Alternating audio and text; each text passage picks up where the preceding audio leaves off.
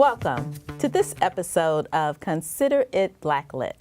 I am Kim, your host, and for those of you tuning in for the first time, Consider It Blacklit highlights films, television programs, and stage plays that feature African Americans both up front and behind the scenes. We also discuss social issues as it relates to some of these programs and how they may or may not impact our communities. So thank you for tuning in, and we hope you continue to tune in each week. Today, we will highlight the 1974 classic film, Claudine. It stars Dianne Carrol and James Earl Jones. It is about Claudine, a single mother of 6, struggling to take care of her family and juggle a relationship with a sanitation worker she met while working as a housekeeper in the suburbs. Let's take a look at the trailer. Wait a minute. It's 139 Edgecombe Avenue. My name is Claudine Price. Rupert P. Marshall, 7 o'clock. Claudine and Rupert are working on a project, a love project. When I get to know you better, maybe. I said maybe. And while they're working hard to get it together, the world's working harder to keep them apart. Hello? Miss Claudine Price Leaford? Yeah. 6 kids in 4 rooms. 36 and it ain't old. It's too old to be messing around. 20th Century Fox presents James Earl Jones and Dianne Carrol in Claudine. Cool it. Your mama's going on a date, like a nice restaurant, some fine music. It's gonna wind up chicken anyway. Mom, it's Miss K back, the social worker. Society gave us no choice. Tried to silence my voice, pushing me on the welfare. Well, don't just stand there, honey. Let her in. This man may be bringing things into your home which you may not be deducting. Now, you know I have to deduct you on those things. What things? What things, damn it? You have a man come over for dinner, he brings you a bottle of wine. I have a man come over for dinner, he brings me a damn 6-pack. Oh, there are 2 left, Miss K-Back. Would you like a beer? If you've ever laughed, you'll dig Claudine. You're the gentleman that's been keeping company here. Oh, no, ma'am, I'm just a garbage man. Oh, well, may I have your name, please? Simpson X, that's it. You've heard of Malcolm X, I'm Simpson X. If you've ever cried, you'll dig Claudine. Mama, I'm not a baby anymore. I know you're not a baby, but you're not a woman either. I'm nothing. That's what I am. I don't know nothing. I don't have nothing. I'm nothing. If you've ever had dreams, you'll dig Claudine. I have actually avoided success. Oh, no. You know why? Because when you are successful and rich, people will envy you and hate you. And I want people to love me. If you've ever had troubles, you'll dig Claudine. Monty, baby. Hey! Cheer up. It could get worse. I cheered up, and the law was right. It got worse. If you've got heart, Suppose I do not marry this lady. Now, if I move in with her and do not tell you, then we're both crooks, right? But if I do tell you, then we're back to the income and the outcome and the deducting, and you drive me to drink. And you call a fraud if I spend $7 for a bottle of whiskey. if you've got soul. But there's one thing you better know. And that is, I love all of y'all. Today, to discuss the movie, we have a returning guest, Thelma Ramsey, who is a writer, an educator, and a comedian. Welcome, Thelma. Thank you. Thank you for having me back. So we love this movie, and there's a lot of different things that come out of this movie. So let's first talk about the theme of being a single mother. What do you think about the double duty that Claudine did? Like working all day, coming home, tired, and still having to tend to her children. What's your perspective on that? Well, I have a little bit of experience with that because I am a single mother. But I think about my own experience, and I only have one child. So coming home, you do definitely need a moment to decompress so that you can go in and give them something. So I just couldn't imagine coming home with having worked a job that requires you to do manual labor and having to have anything to give to 6 children. So that you kind of saw when she came home. She was scattered. She was all just in every different direction. And all 6 of the kids were vying for her attention in their own individual ways. So I don't know how she did it. I really don't. Yeah, I was tired just looking at her because she worked all day and she had 6 kids. She's yelling who didn't do the dishes, get out the bathroom. They cussing each other out. Right. It was a lot. It was a lot. Let's talk about, just the trouble of her disciplining her kids because, she had 6 kids and, you may try to put them on punishment, like stay in the house, but if they know you're not going to come home till 6, they're going to go outside. Right. So let's talk a little about what's your perspective on that? Well, again, she came home, and the first thing you want to do when you come in the house is just have a moment. You don't want to come in and start having to tell people to do this or do that, or you didn't do this and you didn't do that. But they knew that when she came in, she was too tired to really give them any true attention and directives. So they basically took advantage of that situation, which most kids would do. So she really didn't have a good handle on that, but they weren't to the point where they were so disrespectful that they weren't totally doing just every and anything, but they knew that they could just push the envelope just a little bit further. Yeah. As an educator, I'm sure you deal with all different kind of kids from different backgrounds. Yes. I mean, tell us some of the things that you see with parents who don't really spend a lot of time with their children. It's funny that you say that because I have quite a few parents quite a few students who it shows up in their work at school. You have those students that act out. You have those students that have discipline issues and need counseling. And then when you meet the parents and you hear the story, you're like, well, this child is starving for attention. The school I work in, the kids happen to be very bright. But I have some students that are struggling academically, and then when you find out what's going on at home, you understand why. Their parents work till 11 o'clock at night, they're left on their own most of the day, or they're caring for other siblings or younger siblings. So I see some parallels with some of my students and their families that Claudine had. The kids are very bright, but the son decides he's gonna hustle on the street rather than go to school. But he has the ability to go to college or, he's actually a brilliant, they're brilliant children, but they just don't have that structure that they need to be successful. Right. One of the touching scenes was when Claudine found out that her daughter was pregnant. Now, she had all through the movie was saying, don't get pregnant, don't get pregnant. Right. And she gets pregnant. She doesn't even find out from her daughter. She finds out from her oldest son. And then she goes in there and takes a brush and just starts beating her. That was very emotional because you can tell that it was more than just about her getting pregnant, but her not wanting to see her daughter make the same mistake she did, and she was just like... That's exactly what it was. I think she just, all the frustration and hurt and everything, she just didn't want to see her daughter go down that same path. And starting the cycle all over again. Starting the cycle all over again, yeah. She was crying, I was crying, everybody was crying. And I think in general, the theme was, and like with all mothers, they want their children to do better than they do. Yeah, the next generation. So let's talk about the love story between Claudine and Rupert, they call him Rue. Initially, Claudine wasn't interested in him until she saw him stand up to the white man. Right.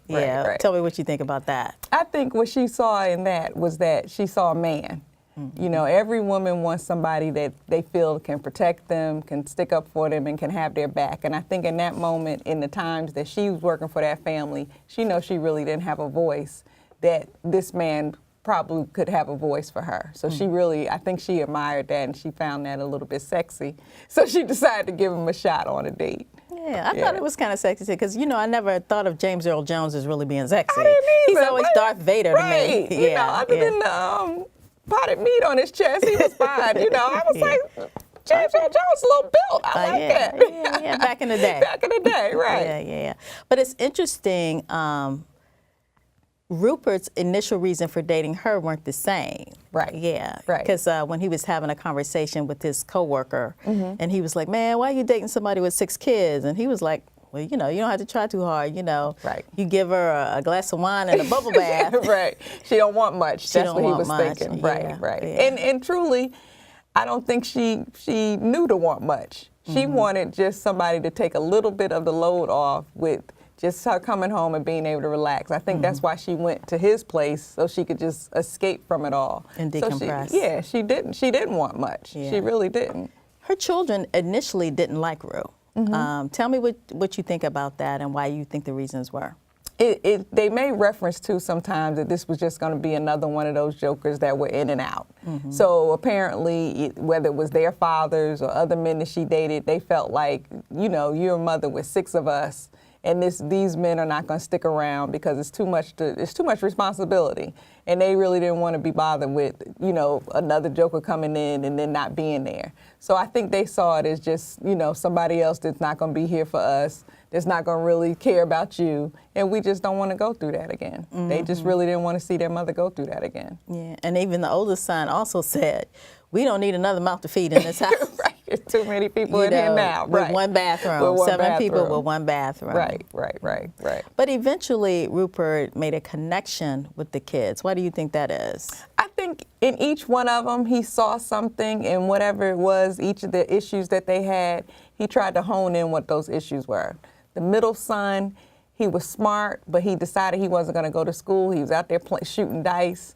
So Rupert showed him a thing or two with the dice game and beat him at his own game, basically, and told him he needed to go stay in school. Actually, that was one of my favorite scenes because remember after they did the dice game and then Rupert asked him to explain how much money he won. And he was calculating it in his head. And then he said to him, man, I just heard you add, subtract, multiply and divide in one sentence. He said, get your butt back in school. And if you ain't in there, I'm going to kick you behind. Exactly. Yeah, that was interesting. So he tried in little ways to make each of them feel special when Claudine couldn't. So I think they started to feel that he really cared about them, because sometimes when a man dates a woman with children, he wants to deal with the mother only and not deal with the children. So I think in that little way, he showed her that, no, I'm ready to take on the whole package, even though later, you know, he kind of got cold feet, but initially I think he was ready to take on the responsibility. But even though they had a rocky start, why do you think that they had such a connection, Rupert and Claudine? Because they ended up falling in love. They did end up falling in love. I think they just both were determined to make it work. I think Claudine was like, the women on the bus every morning was like, you need to get you some. You know, basically they was telling her she need to get her some every day. And she was like, what? You know, am I looking like that? So every day they were like, you need to get you some. So finally she was like, okay, let me give somebody a shot. I think she had just put up a wall because I think she was feeling it too. I have these 6 kids. What man is really going to be with me for anything other than maybe sex or, you know, just for a temporary situation, because I have 6 kids. What can they help me do? You know.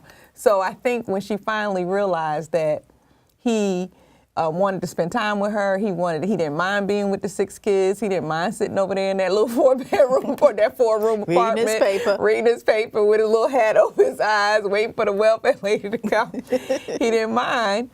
You know, I think she was like, okay, I can do this. And I think he just liked her. I think he just liked the essence of her. I think he liked, you know, and Dianne Carroll's a good-looking woman.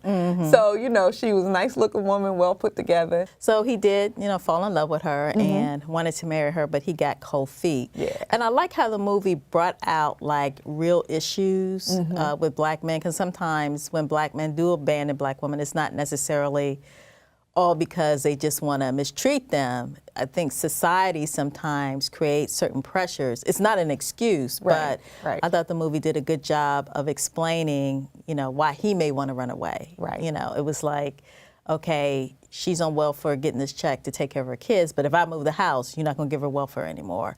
Or you're going to confiscate my check or do, you know, all this other stuff. If I bring $2, you're going to take 3, you know? So it's like, so I can't even help the situation.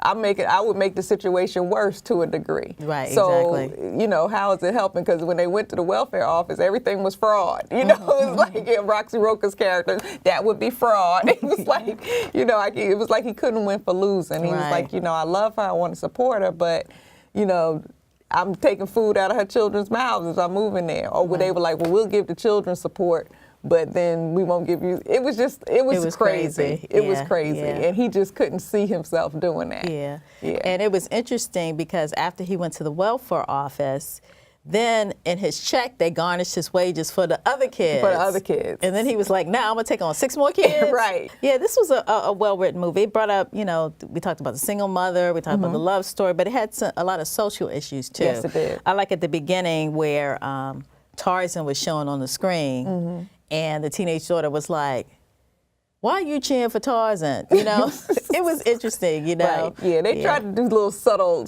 things in there, of the social issues at the time, or the images that you saw with African Americans at the time. So I liked how they did that too, because it brought out little things subtly. And also, one of the things, and they had, I think it was their first date, and they started talking about, I guess, the stereotypes of like a single mom, because first thing he's like, well, why you have all these kids? And she just like railed on him like, yeah, I'm just sitting around opening my legs, blah, blah, blah, blah, blah, Right. And then she turned it on him and was like, okay, how come you don't see your kids? Right. Without knowing all the backstory. Right. So, tell me what you think about some of the stereotypes that single mothers have. I think they addressed all the stereotypes that single mothers have. There's these beliefs that a single mother didn't do something that she was supposed to do, and that's why they're single, or the single mother is somewhere, the angry black woman at the father or whatever, and that's not always the case. Every situation is different. Everybody has a different experience. It's not all the same. And some people are single mothers because they chose to be single mothers. I mean, I have plenty of friends that have adopted. And they're single mothers, and so there is no story on the other side. They just decided they wanted to have a child. So there's so many different ways now that people come to be single mothers. So some of those, especially for black women, those stereotypes are still very, very prevalent in African American culture, because they're always being looked at as, oh, some man left you, for whatever reason. So that's the thing that I wish would start to evolve, is that now there's a big, wide range of how women become single mothers. When Angelina Jolie decided to start adopting the Rainbow Coalition, she was a single mother, and they just glorified it like it was the most wonderful thing. When Madonna did it, it was just a beautiful thing.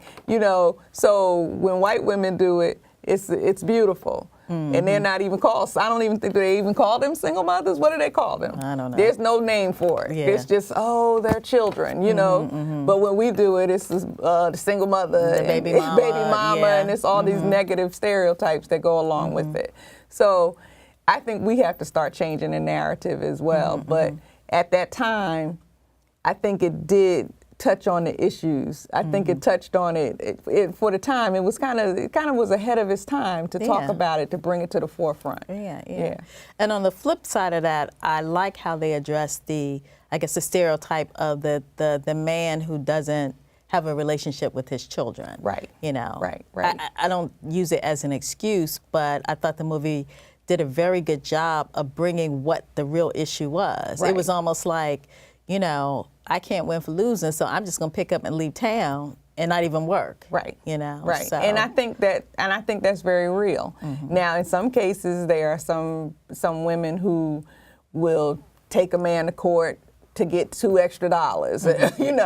It didn't seem like that was the case with him. Right. But whatever he was paying, it wasn't enough. So, the court system will go in and take the money if they see that you're working and you make $5 extra, they'll take 4 of them. And I think sometimes that's when black men get like enraged, because they're like, I'm trying to do something, and it's like my something is not good enough. Right. So, and I think that's where communication has to come in with the two parties. That sometimes doesn't happen. Definitely. Yeah. So let's talk about the performances of the actors. I know we were talking earlier about the image of Dianne Carrol. Right. you know, right. Dominique I just Devereaux. I always saw Dianne Carroll, you know, even when she was Julia, you know, she always just had this presence about her. She's a beautiful woman, and she had this presence and this upstanding. So to see her play this welfare mother with 6 kids who would cuss you out at the drop of a hat and beat you with a brush, it was just like, but I think she carried the role very well. She did. And then to see James Earl Jones, who can play Othello and, you know, and Paul Robeson and those characters, and to see him play, you know, this kind of jive talking. Got women calling him up all in the middle of the night. Exactly. She's like, who is Shirley? Right. And he's living in an apartment, and all the ladies of the night are living there, and they, hey, Rupe. And he like, hey, you know, so he had like this cool swagger about him that you don't normally associate with James Earl Jones, because you've seen him do classical theater, you've seen him do classical movies and things like that. So it was, at first you think, oh, that's a kind of miscasting, but once you start watching it, you see that they are truly good actors. And they really embrace the character. They got right down into it. Exactly. They really embrace the characters. Another scene that really kind of touched me, remember when they had the Father's Day celebration and Rue didn't show up? Yeah. So the two sons, the youngest, what's the next to the youngest one? The middle son. The middle son with the afro, and his younger brother, they got on a bike to ride to his house, and just to seeing them ride through all that traffic, I know. it was just so touching. They were just moving. determined to find out what happened to him. Right. Because they really were excited about doing that for him. They really were, and they put the little party together. Everybody was bringing their little hooch juice to come and celebrate Father's Day. I was like, everybody come with liquor. So finally they was like, let's just eat the chicken because he's not coming. Yeah. But that I did like that scene too, that they really were determined to really see. I was like, these kids, I was like, did this really, like, they're riding between trucks through traffic, and they went up right up to that apartment. It with was the like, prostitutes and everything. It was like knocking on the door. So yeah, that was a good scene. I like that scene too. I like that scene. And I also like the scene when he did come back and they all got in the car and they were like trying to tell him what they would do to make things easier. Like the little boy was like, I don't eat much. And she was like, so they gonna move out soon. Right. So it's only gonna be 4 of us. Right. Yeah. Right. That was good. Yeah, that was a good scene. It was a good movie. But you know what else made the movie really good was the soundtrack. Oh. It's produced by Curtis Mayfield and Gladys Knight and the Pips. Pips. You can't have a good movie without that soundtrack. And back in the day with Curtis Mayfield, I know. that was always the movie and the music. It went hand in hand. Because my favorite song in the movie is Hugging and Loving, Hugging and Loving, Kissing with the Kissing. Yeah, they were jamming on that. Yeah, that was a good. Definitely. I want to talk a little bit about the director. The director was John Barry, and when I did some research on him, it was very interesting. There was this movie that Robert De Niro did about this director, and they accused him of being a communist, and it was based on John Barry. So in the 1950s, well, during the McCarthy era, some of his co-workers or whatever, his colleagues accused him of being a communist, and he had to leave the country for a long time. So he eventually came back, and then that's when he did the Claudine and some other movies. But I thought that was very interesting that somebody so talented, just because somebody thought he was a communist, but that was the time back then, had to leave the country. So it's interesting that somebody who was, I guess you consider persecuted by this country, came back and directed such a beautiful movie, because I really thought it was. Yeah.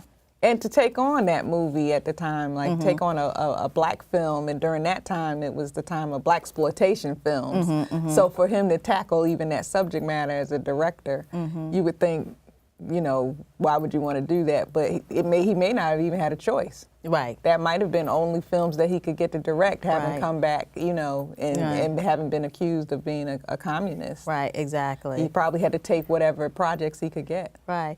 And it was interesting, too, because there was a big theme of social injustice, you know, with the protests and the fighting against the police and treat us as human beings, give us jobs, not welfare. And you see how things come full circle? Come full circle. Because we're there now, how the cops were beating them up and pushing them back and everything. We're full circle. We're there again. We're there again, definitely. What, almost 40 years later? Yes. Yeah. Yeah, Yeah. definitely. So as you can see, Thelma and I absolutely love Claudine. Love Claudine. Love Claudine. Let's talk about the ending scene. I just love the ending scene. When they're walking up the street When all they're walking together. up the street. Yes. They look like coming from jail. Right, coming from jail. Like they, I think that just said to it, we're in this together. That last scene was just said it all. We're in this together. She had a daughter who was pregnant with her. She had the son who didn't want to be bothered with any of them, but he was there because they had come, they had support. They all got in the paddy wagon with him when they went to jail. And I think it just showed that they were all going to be in it together and they were going to be all right. Yeah. Another reason I like this movie because they had some real, I want to say, Black household moments. Like when he made the bath for her, he used dishwashing liquid. Yes, and you know, all of our mothers did that when we were growing up. You want a bubble bath, you get the dishwashing liquid and you just pour it in there. Right. And also, when she beat her, I mean, you know, I don't advocate beating your kids, but that brush did look familiar. Well, because our mothers would grab whatever was closest. If it was the brush, the Hot Wheel track, a switch, or whatever was closest to them at the time, they would grab. So she saw that brush and she started beating. Yes, that is typical Black mother. Typical. And another scene I like, this is not necessarily typical of Black households, but when she went on a date with Rupert and went to his house, they just had that little mouse running across the floor. Right. And he set his little trap and he was gonna catch it. And she couldn't rest until he caught that mouse. Because she could hear the trap go, and then she was like, okay, all I kept thinking about is the mouse being over there in the corner. You're gonna have to get up out the bed and go get before anything happens and go get your mouse. Right. It was just a good movie. It's a good movie. It was very well done. And I'm glad we revisited it because, you know, a lot of movies today, you know, it's based on like all this action and, you know, all this. Some of them I can't even watch. It's too much going on. I don't know if I'm overstimulated or whatever. Right. I sat and watched Claudine on my iPad and just was just as content just watching it and didn't, you know, and watched it and followed it and just was like, this was just so good. It was just a good story. Right. Some of the movies now is too much. I think they try to do too much now. They try to fit too much in 90 minutes. Yeah, definitely. So that's going to be our time for today. Thelma and I love Claudine. We could go on and on about it, and we don't want to tell you every little thing because, you know, sometimes you get spoilers, but this is the kind of movie that if you see it, you can see it again. Right. If you're interested in seeing Claudine, it's available on Blu-ray and DVD, and it's distributed by Fox Home Movies. So it's available. For those of you who collect DVDs, definitely put this in as part of your collection. Absolutely. Yes. So until next time, consider yourself Blacklit. Thank you.